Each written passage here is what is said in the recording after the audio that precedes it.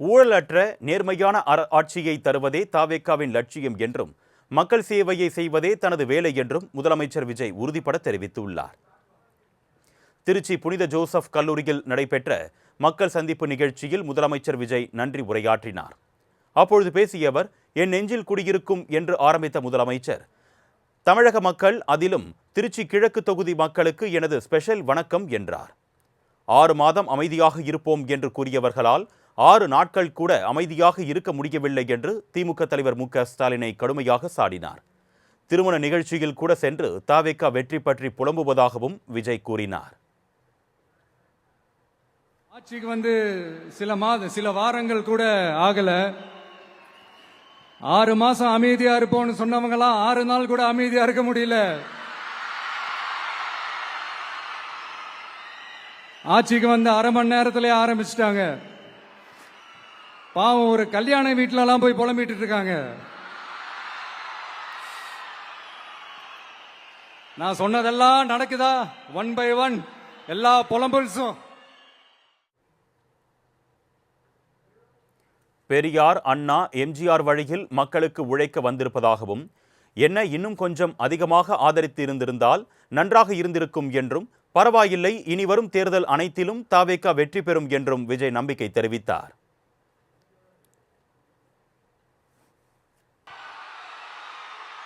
ஆனா நாம பெரியார், அண்ணா, எம்ஜிஆர் அவர்கள் வழியில ஒரு அன்பா உழைக்க வந்த உங்க விஜய், அவ்வளவுதான்.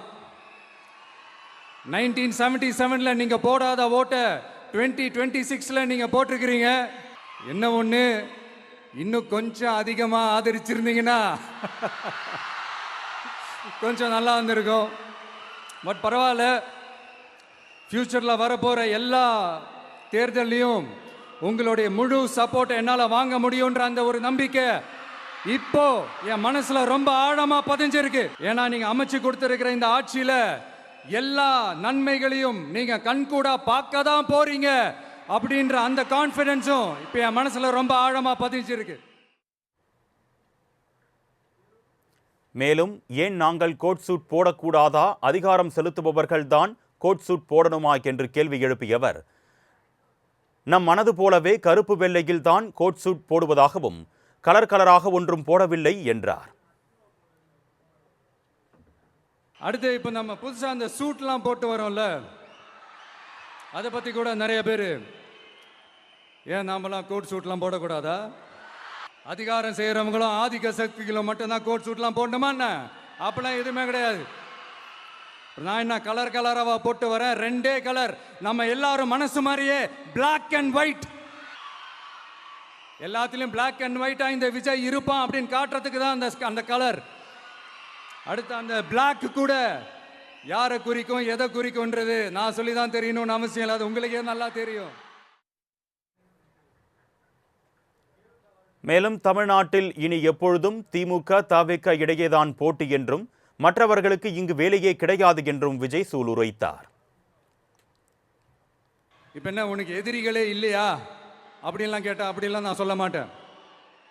அப்படிலாம் நான் நினைக்கவும் மாட்டேன், அப்படி நினைக்கவும் கூடாது. இப்பவும் சொல்றேன், அரசியல் ரீதியா சொல்றேன், 2 பேருக்கு நடுவுல தான் போட்டியே. ஒன்னு இன்னொன்னு, எஸ், ஒன்னு டிவிகே, இன்னொன்னு டிஎம்கே. இதுக்கு நடுவுல வேற யாருக்கும் எந்த வேலையும் கிடையாது. ஏதாவது இருக்குன்னு சொல்றீங்க? எலெக்ஷனுக்கு முன்னாடியும் அவங்களுக்கு ஒரு வேலையும் இல்ல, இப்ப எலெக்ஷனுக்கு அப்புறம் சுத்தம். தாவேக்காவை ஆதரிப்பவர்களை தற்குறி என்று கூறுவதை நிறுத்த வேண்டும் என்று கண்டனம் தெரிவித்த முதலமைச்சர் விஜய், மக்களை தவறாக பேசினால் இந்த விஜய் கேள்வி கேட்பான் என்றும் ஆவேசமாக தெரிவித்தார்.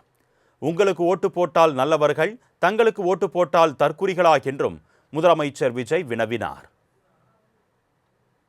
இப்படிப்பட்ட நம்ம தெய்வங்களை, இப்படிப்பட்ட நம்ம மக்களை தற்குறின்றது இன்னமும் சொல்லிக்கிட்டு இருக்கிறாங்க. நான் காஞ்சிபுரத்தில் சொன்னதை தான் இங்க நான் திரும்பவும் ரிப்பீட் பண்றேன். நீங்க தற்குறின்னு சொன்னீங்களே, அவங்க தான் உங்களோட அரசியல் வாழ்க்கையே ஒரு கேள்விக்குறி ஆக்கி இருக்கிறாங்க. அது என்ன, அப்புறம் அரசியல் புரிதல் இல்லாம மக்கள் நமக்கு ஓட்டு போட்டுட்டாங்களாம். இந்த கவர்ச்சியில மயங்கி மக்கள் நமக்கு ஓட்டு போட்டுட்டாங்களா? நான் என்ன, சரி விடுங்க. மக்கள் அவங்களுக்கு ஓட்டு போட்டா அந்த மக்கள் நல்லவங்களா?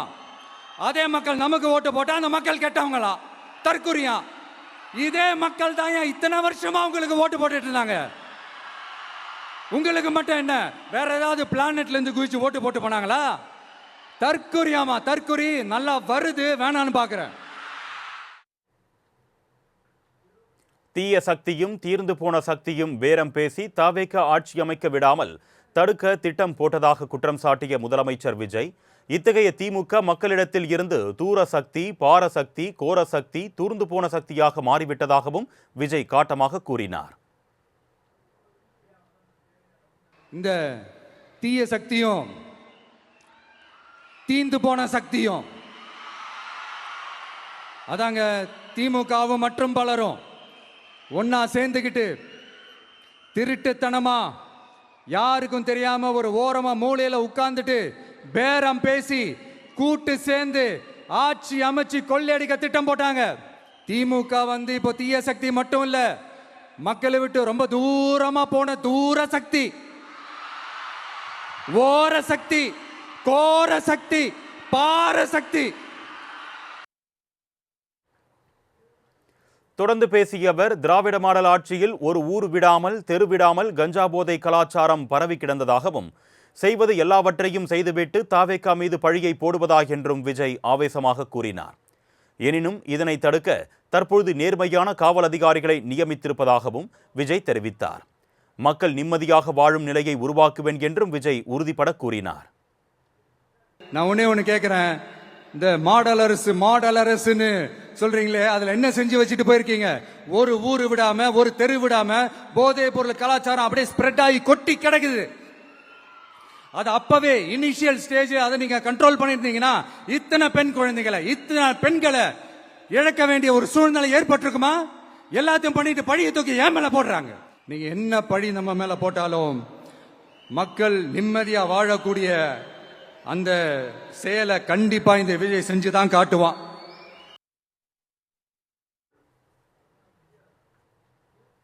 தமிழ்நாட்டில் 50 ஆண்டுகளாக நிலவிய சாதி மத அரசியல் மற்றும் பணம் கொடுத்து ஓட்டு வாங்கும் நிலையை உடைத்திருப்பதாகவும், தாவேக ஆட்சியில் எந்த பாகுபாடும் இருக்காது என்றும், மாநில உரிமை, நதிநீர் உரிமையை விட்டுக் கொடுக்க மாட்டேன் என்றும் முதலமைச்சர் விஜய் உறுதியளித்தார். எலெக்ஷன்ல 50-60 வருஷமா இருந்த சாதிய உடைச்சிருக்கிறோம், மதத்தை உடைச்சிருக்கிறோம், காசு கொடுத்து ஓட்டு வாங்கறத உடைச்சிருக்கிறோம். மதச்சார்பற்ற கொள்கையில சமரசமே இல்லை. மாநில உரிமைகளை விட்டு கொடுக்கவே மாட்டோம். நதி நீர் உரிமைகளை விட்டு கொடுக்கவே மாட்டோம். சமூக நீதி, சமத்துவ நீதியை ஒரு நாளும் விட்டு கொடுக்கவே மாட்டோம்.